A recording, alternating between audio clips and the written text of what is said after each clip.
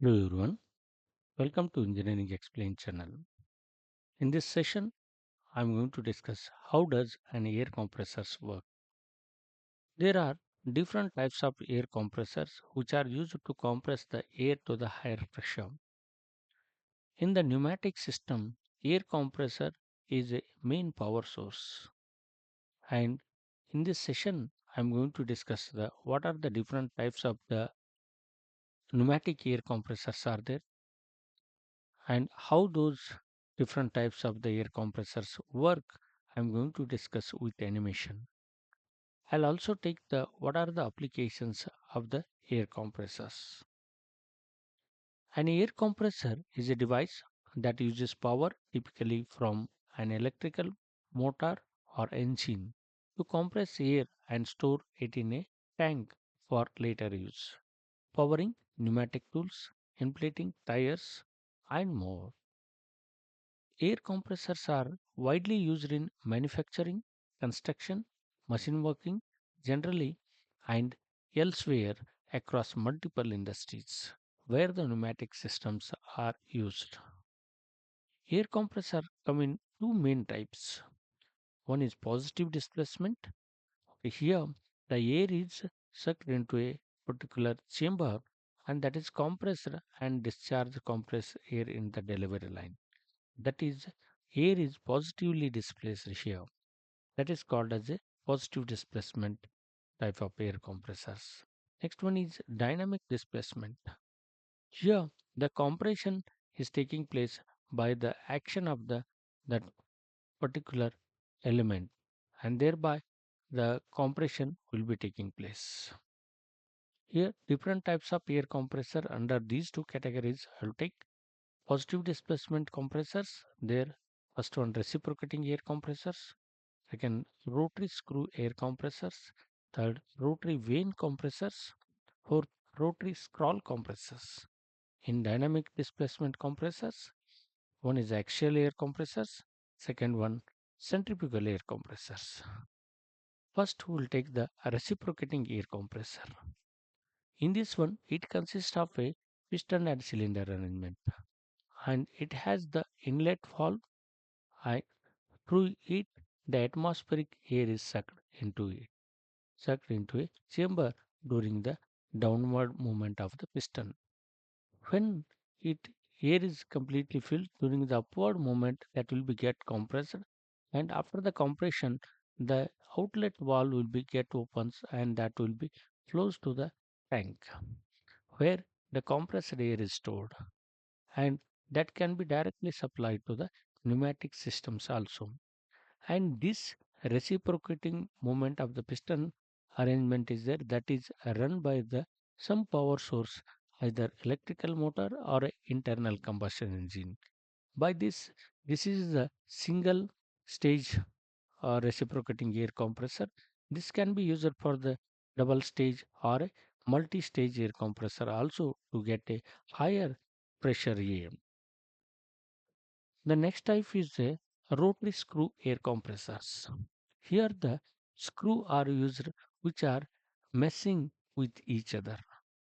To that screw where the slots are there exactly screw are matching there the inlet through the inlet ports the air is supplied and while flowing through the screws the air will be get compresses and after the compression that is delivered through the outlet. And here this screw are run by connecting the electrical motor and here the both sides seals are provided and these screws are mounted over the rotors and thereby a rotation of the screw will be taking place. The similar arrangement can be taken for the hydraulic system also where we can call as a screw pumps. We can call as a screw pumps. The same operation will be there for the screw pump of the hydraulic system also. Next, third one is a rotary vane compressor.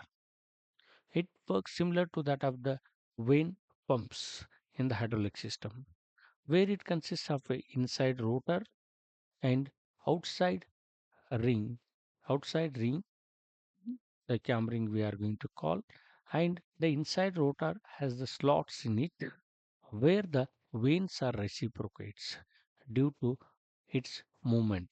The vanes will be reciprocate during its rotation. When the vane will be extended, the vane is extends, and during that side, the chamber is formed between the two vanes and the outside ring, and thereby the air is sucked into that through the inlet.